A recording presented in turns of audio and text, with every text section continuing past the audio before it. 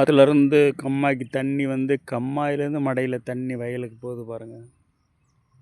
அழகாக இருக்குது. தண்ணியை பார்த்தாலே சந்தோஷம்தான். அந்த மடையில் கிராமப்புறத்தில் மீன்லாம் போகுதில்ல அழகாக.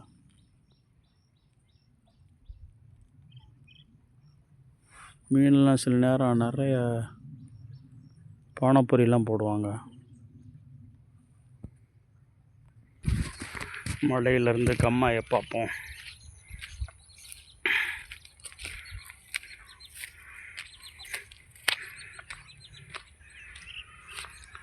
மேலே உள்ள ஒரு கண்மாய் இது.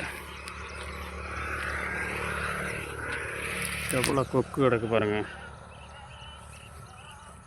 கிராமப்புறத்தில் மழை காலமில் பார்த்தோம்னாலே அழகாக இருக்குங்க கம்மாயெல்லாம் பார்க்குறது. பாருங்க தண்ணி எங்கேருந்து அடிக்குது, சில உள்ளேருந்து அடிக்குது. எப்படி இருக்குது பாருங்கள். கொக்கெல்லாம் அங்கங்கே இருக்குது. நிறைய உள்ள தண்ணியில் இருந்தாலும் செடியெலாம் செத்துரும் சில நேரம்.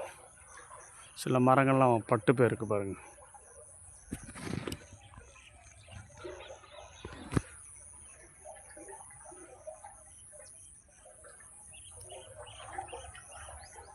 இங்கே முக்குளிப்பால்லாம் தெரியுது அந்த பக்கம்.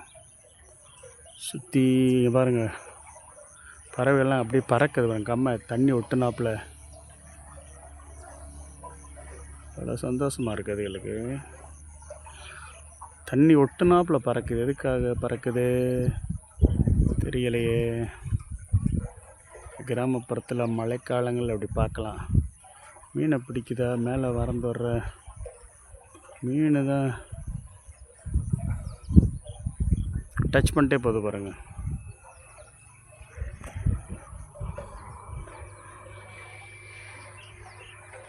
அருமையாக இருக்குது பார்க்குறதுக்கு. சூப்பர். இங்கே பாருங்கள் கம்மா நிறைஞ்சிருக்கு. ஆற்றுல வைகையாறு தண்ணி வரும் போல் அப்படியே வந்து நிறைஞ்சிருக்கு.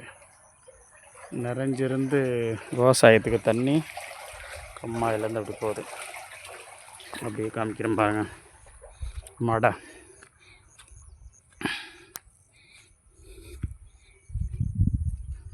எப்போது பாருங்க தண்ணி போதா மடையில்.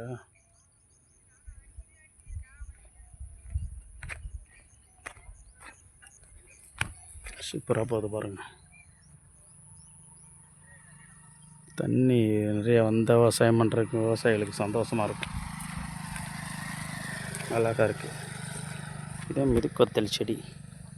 மிதுக்கத்தல் காய் பாருங்க. மிதுக்கங்காய் கசப்பாக இருக்கும். வெள்ளரிக்காய் மாதிரி இருக்கும் மிதுக்கங்காய் செடி. இந்த இவ்வாறு காய்ச்சி கிடக்கும். நிறைய காய் வந்து இப்போ தான் பிஞ்சு விடுறது, பூ பூக்குது. நிறைய காய் கிடக்கும். வேறு செடியும் இருக்குது. இது வேறு செடி. இதை பழம் இருக்குது. மிதுக்கங்காய் செடியும் இருக்குது.